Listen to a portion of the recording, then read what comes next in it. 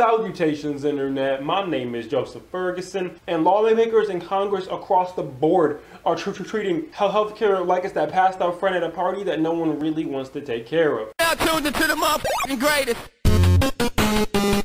Now, Internet, today is a very special day because we have the latest effort by GOP lawmakers to remake the American healthcare system. If you would like to see the bill in the House, link right here, I did a video on it. But even the formation of this bill was highly politicized. Like, if you let the GOP tell it, they are keeping their precious healthcare baby away from the awful vitriol that are Chuck Schumer and the rest of the Democrats. Like, in this scenario would be Mitch McConnell or their healthcare, and this old witch is Chuck Schumer, and this apple is Obamacare. But if you let the Dems tell it, the Senate GOP just like locked itself in one room with like one light bulb hanging down from the ceiling, and they're crafting the worst legislation known to man. Now that we have the actual legislation, all the partisan noise and politics can be pushed aside, and we can look at this bill and actually critically analyze it. First, I want to start off with subsidies. Now, under the Affordable Care Act, if you made between 100 and 400% of the poverty line, which in dollars for a family of four, that means between $24,000 and $98,000 per year, Obamacare subsidies applied to you, and the government would help you pay for some of your health care. Now, under this new Senate GOP plan, they shrink the cap to 350%, which is around $85,000 for a family of four. Now, while for me personally this is not ideal, I know in no way, shape, or form this is a deal breaker.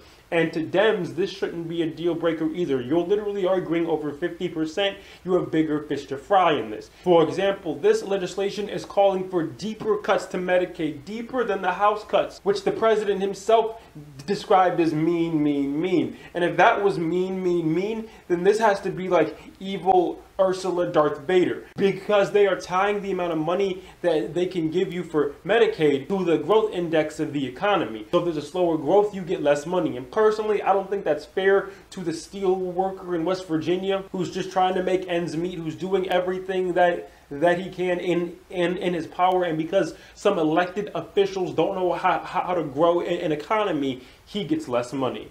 Moreover, like, if that wasn't even mean enough, the Senate bill plans to do it in a very sneaky way. Now, if you don't know, senators are up for election every 6 years. So if this bill does become a law, those Medicaid cuts won't happen for another 7 years. So even a freshman senator today can win a re-election and not even have Medicaid get touched. Then literally the year after, your Medicaid checks start looking different. You look to your senator and he's like, what? They're already in, and you have to deal with them for 5 to 6 more years. So that part I don't really like. I think it's done very sneakily, but then again, I could just be paranoid because I definitely wouldn't put that past a politician. Something I do like about this new Senate bill is keeping the patient protection part, so you can't turn away someone for a pre-existing condition, which I don't know if they're doing it because of the kindness of their heart, or they know that that was one of the biggest things that their constituents wanted, and if they didn't put it in there, the bill A wouldn't get passed, or B, those people wouldn't win re-election. Either way, I'm happy it's in there. Next, I don't know how moderate Republicans are going to feel about this because it completely defunds Planned Parenthood. And lastly, and I think most importantly, this legislation does away with the individual mandate. And just a quick oversimplification of it is in order for healthcare to work and actually be affordable for everybody, you need more healthy people on than sick people on.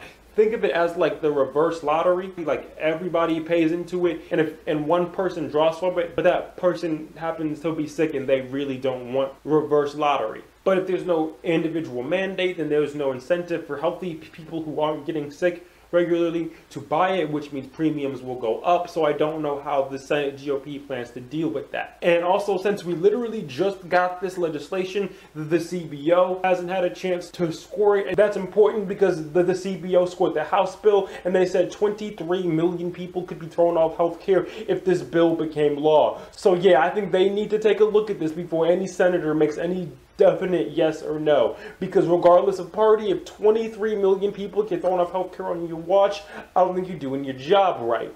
But internet, obviously, that is just my opinion on the matter. Let me know how you guys feel in the comment section down below. Do you love this bill? Do you hate this bill? Do you think it's better than the House bill? Do you think it's better than Obamacare? I would love to know what would you guys think in the comment section down below. And hey, while you're down there, go ahead and press that subscribe button if you haven't already. Press the like button if you like this video. Favorite if you really liked it. I put up 2 new videos each and every week. But my name is Joseph Ferguson, and this has been a J. Fergal production.